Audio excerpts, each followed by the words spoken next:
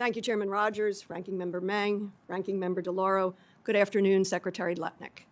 Last Tuesday, I had the chance to attend a breakfast for RAIN, the Rape, Abuse, Incest National Network. It was their Congressional Day of Action. Survivors came to me, told me their horrific stories, and the survivors I spoke with had one message. They're seeking accountability and justice. After speaking with the survivors, I again went to the Department of Justice to review the unredacted Epstein files, to seek accountability and justice for the victims, the more than 1,000 victims and survivors. And today, Secretary Lutnick, I have some questions for you about what I saw. Let's start with your relationship with sex trafficker Jeffrey Epstein. In October, you told the New York Post with colorful narration that the last time you saw Jeffrey Epstein was in 2005 when you took a tour of his house, which happened to be right next door to yours. You claim you and your wife were so grossed out by this disgusting person, you swore you would never go back. But when the Epstein files came out, it turned out that was a lie. You were forced to admit that you had visited Epstein's private island in 2012, 4 years after Epstein pled guilty soliciting a minor for prostitution and was labeled a sex offender. You brought along your wife, your kids, your nannies to the predator's island. Incredibly poor judgment.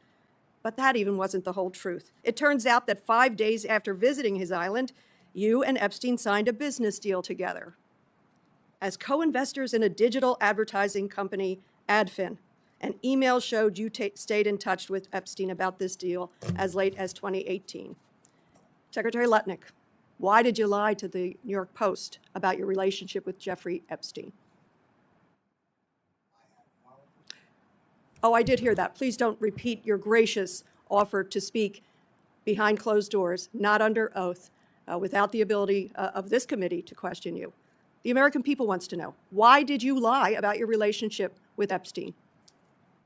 The House Oversight Committee and I have agreed we will the spend the time reclaiming together. My time. I do not accept that answer. We've heard that one. We are our own committee. We have our own reason to test your credibility and veracity. Please answer the question. Why did you lie to the Post? I have voluntarily agreed to spend the time and talk about it. I reclaim the time. Let the record reflect you're dodging the question. The cover-up continues. You know what? In your conversations with the president, is the president concerned about your continued relationship that you had with Mr. Epstein as recently as 2018? I'm not going to discuss conversations I have with the president. That is not something I'm going to do. If you remember in that interview, you said you would never be in the room with him socially, for business, or even philanthropy. President Trump has just fired 3 cabinet secretaries, 3 women, Kristi Noem, Pam Bondi, Lori Chavez-DeRemer. If President Trump has even a shred of concern about accountability for Jeffrey Epstein's enablers, he would fire you too. Beyond AdFin, what other financial ties do you have to Jeffrey Epstein? As I said, I'm going to answer all these Beyond questions. AdFin, what other financial ties? You're the Commerce Secretary. We have a right to ask this question and get it answered. Again, I'm not going to spend the budget day discussing something I've set aside time to spend on this topic. I'm going to switch topics. Colleagues. Let me switch topics.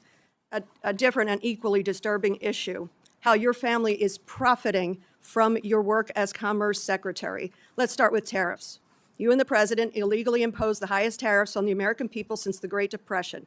And your sons figured out how to profit from the high tariffs by buying up refund rights, pennies on the dollar, just as you were out there cheerleading the tariffs. As a result, federal taxpayers like my constituents may now owe your family tens of or hundreds of millions of dollars.